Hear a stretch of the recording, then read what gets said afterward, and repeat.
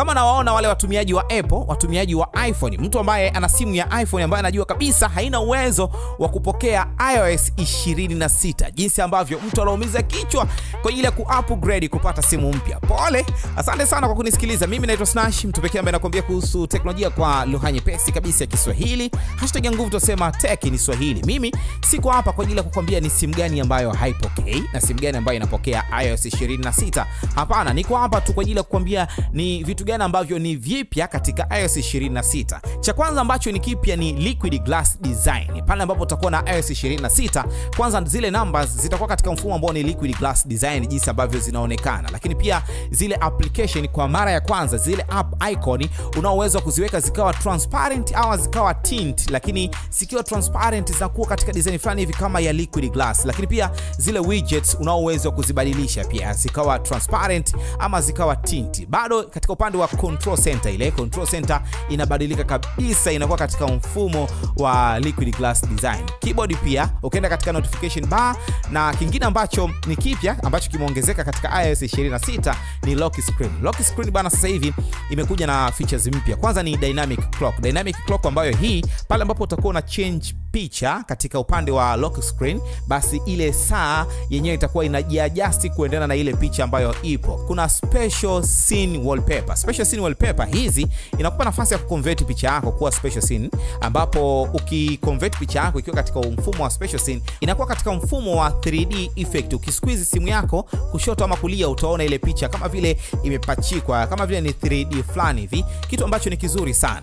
Na kingine ambacho kipo katika iOS 26 ni new camera app. Ukifungua camera app katika upande wa mode pale, huoni modes nyingi. Utaona tu kuna video na photo mode. Unaweza kujiuliza modes nyingine ziko wapi, zile sijui za portrait nini? Hapana, sio kama hazipo, zipo lakini zimefichwa. Itakuhitaji kuswipe kushoto ndio utaziona zile modes nyingine. Lakini pia kama unahitaji setting, basi utaswipe kwenda juu ndio utapata settings mode. Na kingine ambacho kimeongezeka katika iOS 26 ni katika upande wa message. Sasa hivi una uwezo wa kucustomize chat background, ambapo unaweza ukaweka background yako mwenyewe unaitaka, lakini pia ukachagua labda zile background za app ambazo ni animated, ukachagua yoyote ile ambayo wewe unaitaka. Na kingine ambacho kipo katika iOS 26 ni new live translation, ambayo hii imeongezeka katika sehemu tatu tofauti. Kwanza ni katika upande wa message. Pale ambapo utakuwa una chat message, mtu akikutumia kwa lugha yake, basi automatic itatranslate kuja katika lugha yako. Lakini pia wewe ukituma katika lugha yako, itatranslate kwenda kule katika lugha yake.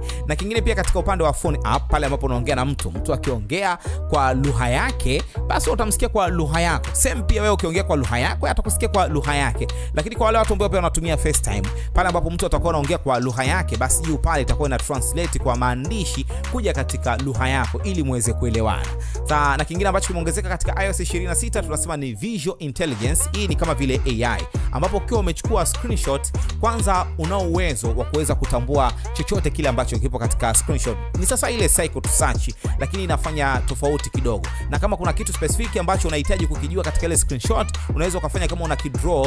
Katika simu za Samsung tunasema una cycle. Sasa una draw na yenyewe inaweza kukuambia iko kitu ni kitu gani. Lakini pia kuna kitu kinaitwa add to calendar. Kwa hiyo kama pale ambapo utakuwa umetake screenshot, ukienda katika option ya add to calendar, basi kupitia ChatGPT itakuambia kila kitu ambacho kipo katika ile screenshot na maelezo yake. Hiki ni kitu kizuri. Na kingine ambacho kimeongezeka katika iOS 26 ni new Gmoji, ambapo sasa hivi unaweza ukacombine emoji mbili tofauti kuwa kitu kimoja. Mfano labda ni emoji ya mtu anacheka, mtu emoji analia, unaweza ukazicombine kwa ajili ya kutengeneza emoji nyingine. Lakini pia emoji unaweza ukaziedit sasa hivi. Kama ni emoji unataka kuiwekea nywele na kuongeza vitu vingine, ni vitu ambavyo vinawezekana sasa hivi kupitia iOS 26. Sasa ni wewe kujiuliza, simu yako inapokea iOS 26? Na kama ni mtu ambaye upo mkoani unahitaji simu yoyote ile, iwe ni simu ya iPhone ama simu nyingine, check na mimi kwa sababu Snash ni tume ipo kwa ajili yako. Chukua contact hiyo hapo, check na mimi, niambie unahitaji simu gani, itafika kwa usalama zaidi popote pale